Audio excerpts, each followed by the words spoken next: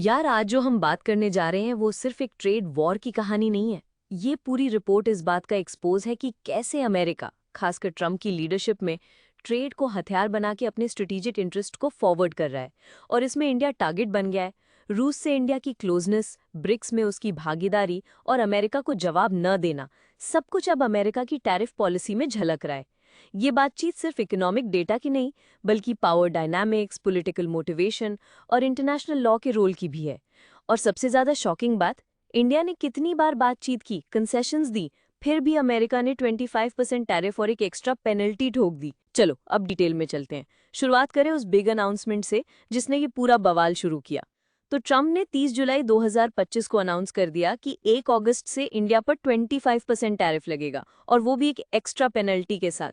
और ये सब तब जब इंडिया लगातार 5 राउंड्स तक अमेरिका से ट्रेड डील पर बात कर चुका था। और सबसे हैरान करने वाली बात यह कि ट्रंप ने खुद कहा था कि इंडिया इज अ फ्रेंड, और फिर भी ऐसा कड़ा एक्शन।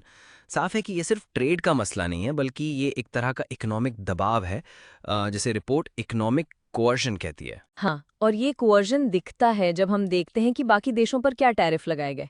चीन को तो छोड़ो, 145% लगाए उस पर, लेकिन यूरोपियन यूनियन पर सिर्फ 15%, जापान पर भी 15% और यूके को तो 10% मिल गया। तो इंडिया को इतना ज्यादा क्यों? यही सवाल इस रिपोर्ट का मेन पॉइंट है। ये सारा सिस्टम डिस्क्रिमिनेटरी है, यानी पॉलिटिकली जो देश अमेरिका की लाइन नहीं पकड़ते उन्हें दंड मिलता है। और इस सब को जस्टिफाई करने के लिए ट्रम्प एडमिनिस्ट्रेशन ने एक नया फ्रेमवर्क निकाला, रेसिप्रोकल टैरिफ्स, जो कि international emergency economic powers act यानी IEEPA के तहत आता है। सही कहा, ये एक शॉर्टकट तरीका है जिससे अमेरिका बाईपास कर रहा है ट्रेड नेगोशिएशंस को, यानी WTO जैसी संस्थाओं को इग्नोर करके डायरेक्ट एक्शन ले रहा है। और इस फॉर्मूला का तरीका सुनकर तो हंसी आती है।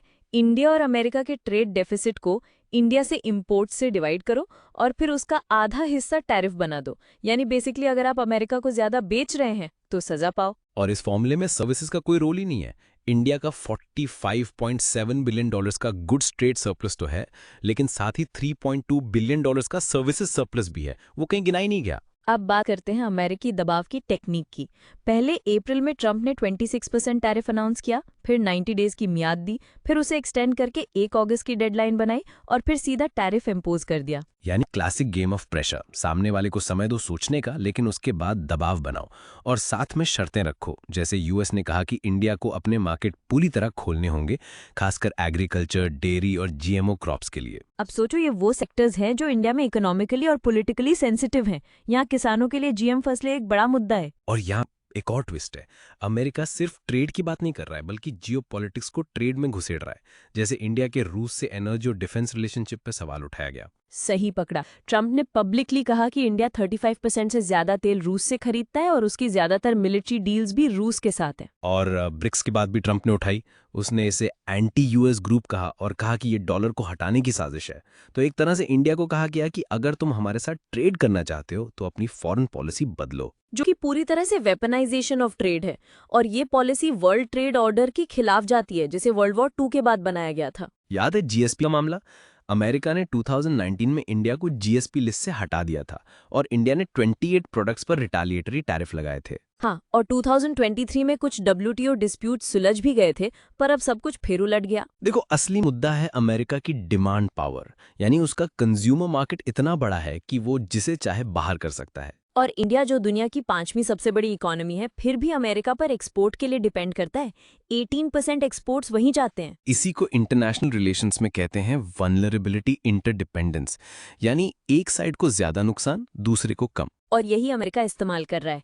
अगर इंडिया US की शर्तें नहीं मानेगा तो एक्सेस काट देंगे। लेकिन इंडिया ने अभी तक सीधी टक्कर नहीं ली है। उसने WTO में $7.6 बिलियन के रिटेलिएशन की नोटिफिकेशन दी है, लेकिन कोई फुल फ्लेजेड रिटेलिएशन नहीं किया है। अब जरा डेटा देखो। अगर ये टैरिफ लंबे समय तक लगे रहे तो इंडिया की GDP 0.2 से 0.5% तक गिर सकती है। और फार्मा सेक्टर को तगड़ा झटका लग सकता है। इंडिया अमेरिका को 40% जेनेरिक मेडिसिन सप्लाई करता है। इसके अलावा टेक्सटाइल्स और जेम्स एंड ज्वेलरी भी खतरे में है। इंडिया खुद WTO के MFN यानी मोस्ट फेवर्ड नेशन रूल को तोड़ रहा है। अलग अलग देशों पर अलग टैरिफ लगाना गैर कानूनी है। और नेशनल सिक्योरिटी के नाम पर जो स्टील और एल्यूमिनियम टैरिफ लगाए गए थे, वो भी दूसरे देशों ने चैलेंज कर दी हैं। चीन ने तो साफ मना कर दिया, कहा compromise won't turn you mercy, यानी हम नहीं झुकेंगे। यूरोपियन यूनियन ने इसे डार्क डेज बताया है इंटरनेशनल कोऑपरेशन के लिए। और अफ्रीकन यूनियन ने कहा कि सबसे गरीब देशों को तो पूरी तरह छूट मिलनी चाहिए क्योंकि वो यूएस ट्रेड डेफिसिट में सिर्फ 2% है। अब अमेरिका का खुद का नुकसान सुनो। ट्रंप की टैरिफ पॉलिसी से यूएस जीडीपी 0.8% तक गिर सकती है और हर हाउस होल्ड को $1,270 का नुकसान होगा। जनरल मोटर्स ने $1.1 बिलियन का लॉस रिपोर्ट किया है और प्रॉक्टर एंड गैम्बल को भी $1 बिलियन घाटा हो सकता है। इंडिया की स्ट्रैटेजी इंटरेस्टिंग है। फुल रिटेलिएशन की जगह शांत डिप्लोमेसी, साथ ही साथ नए ट्रेड डील्स पर काम करना, जैसे यूके और ईयू के साथ। और मेक इन इंडिया और आत्मनिर्भर भारत को भी और तेजी से आगे बढ़ाया गया है। इंडिया अब सबसे बड़ा स्मार्टफोन प्रोड्यूसर बन गया है। लेकिन शॉर्ट टर्म में देखा जाए तो अमेरिका को टैक्टिकल विक्ट्री मिल रही है। कई देश उसकी शर्तें मान रहे हैं बस टैरिफ से बचने के लिए। पर लॉन्ग टर्म में ये अमेरिका की सॉफ्ट पावर को खत्म कर रहा है और वर्ल्ड ट्रेड ऑर्डर को भी कमजोर। इंडिया जैसी मिडिल पावर इकोनॉमी के लिए ये एक बैलेंसिंग एक्ट है, न पूरी तरह झुकना न पूरी तरह टकराना। और सबसे बड़ी बात, क्या ट्रेड रूल से चलेगा या पावर से? ट्रम्प की पॉलिसी तो कहती है पावर ही सब कुछ है। इस पूरी ट्रेड वॉर से एक बात साफ है कि जो देश खुद को तैयार कर ले, अपने ट्रेड को डाइवर्सिफाई कर ले, वही सरवाइव करेंगे। और इंडिया के लिए एक चैलेंज भी है और एक मौका भी, रिफॉर्म्स करने का, एक्सपोर्ट मार्केट डाइवर्स करने का और अपनी फॉरेन पॉलिसी को इंडिपेंडेंट बनाए रखने का। चलो उम्मीद करते हैं कि दुनिया रूल्स बेस्ड ऑर्डर को फिर से मजबूत करे, नहीं तो सिर्फ ताकतवर की चलेगी और बाकी बस सहेंगे।